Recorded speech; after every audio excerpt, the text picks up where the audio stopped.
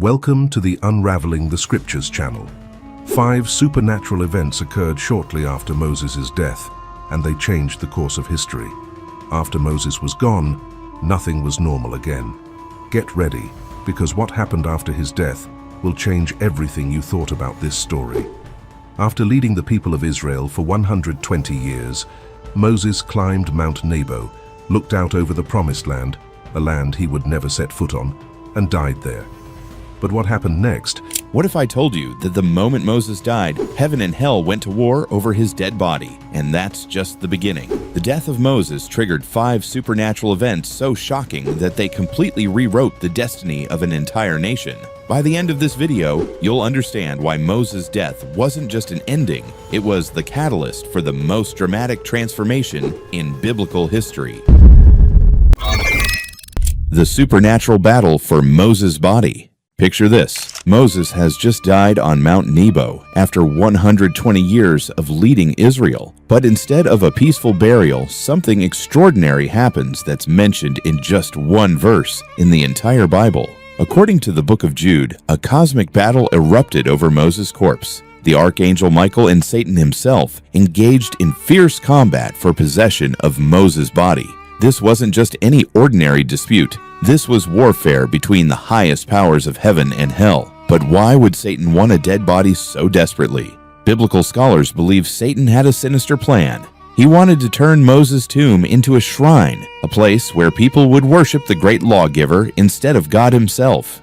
Think about it. Moses had spoken face to face with God, performed incredible miracles, and led an entire nation out of slavery. His tomb would have become the ultimate idol. But there's another theory. Moses had sinned when he struck the rock instead of speaking to it as God commanded. Satan likely argued he had legal rights to Moses' body because of this disobedience. It was a courtroom battle in the spiritual realm with eternal consequences hanging in the balance. The battle was so intense that Michael couldn't win through his own power. He had to invoke God's authority, declaring, "The Lord rebuke you." The result? Moses' body vanished completely. God hid it so well that after 3,400 years, no archaeologist, explorer, or treasure hunter has ever found even a trace of Moses' tomb. This divine concealment served multiple purposes. It prevented idol worship, kept Moses' legacy pure, and maintained the focus on God rather than his servant. Some scholars even believe this mysterious disappearance set the stage for Moses' later appearance alongside Jesus on the Mount of Transfiguration.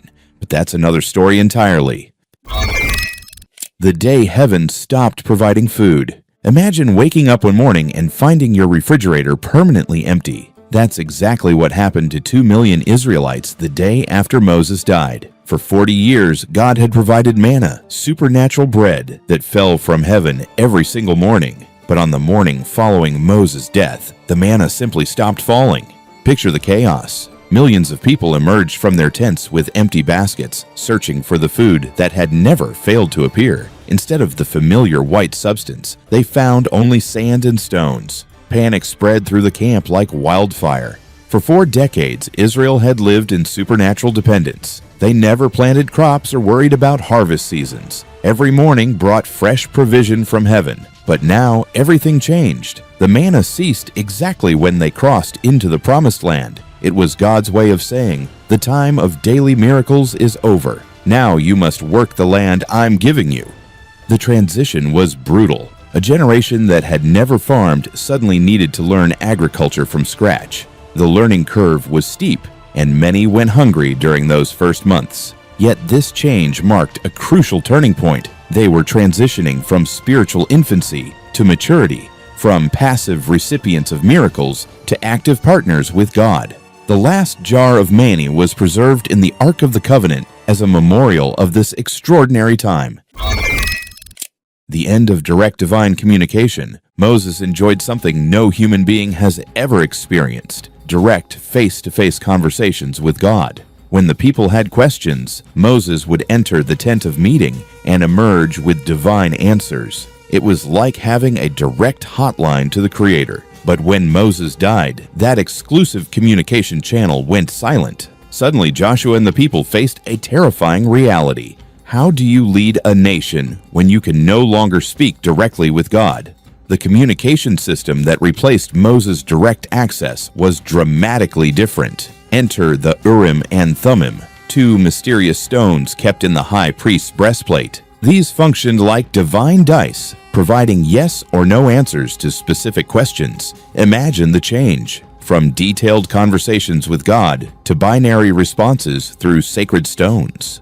This transformation forced Israel to mature spiritually. They had to learn to formulate precise questions, study the written law more carefully, and develop their own relationship with God rather than depending entirely on Moses' mediation. Prophets began emerging as another form of divine communication, but they were fundamentally different from Moses. Instead of direct conversations, they received visions and dreams that required interpretation. The loss of direct divine communication also elevated the importance of Scripture. The laws Moses had written became the permanent constitution for the nation.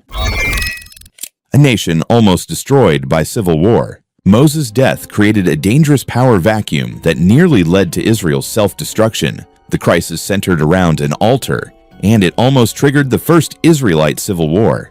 The tribes of Reuben, Gad, and half of Manasseh had received their inheritance on the east side of the Jordan River. After helping the other tribes conquer their territories, they returned home and built a massive altar near the Jordan. When news reached the western tribes, they exploded with rage. There can only be one altar at the tabernacle.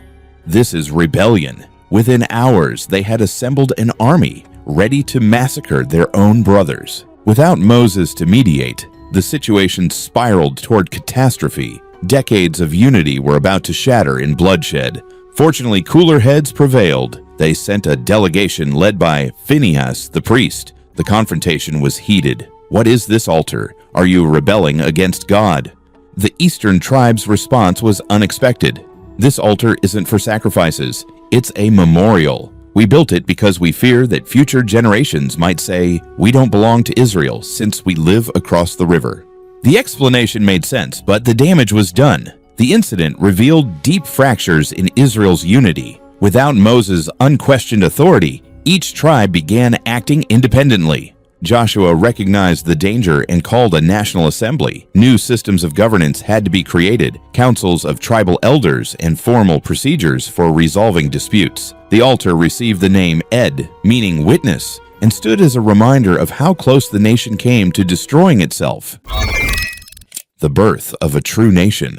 Ironically, Moses' death ultimately accomplished what 40 years of his leadership couldn't. It transformed Israel from a nomadic religious community into a genuine nation. Under Moses, Israel was essentially a traveling congregation. They lived in tents, depended on daily miracles, and followed one supreme leader. They had no permanent territory or established government. But Moses' death changed everything. Territorially, Joshua divided the land among the tribes through a fair lottery system. Suddenly, families who had lived in tents for generations were building stone houses. Nomadic shepherds became settled farmers. Politically, the laws Moses received at Sinai evolved from religious commandments into a national constitution. Local judges were appointed to handle disputes. Israel developed a functioning legal system. Economically, the system of the wilderness gave way to private property and free enterprise. Trade routes opened, markets developed, and Israel joined the economic networks of the ancient world.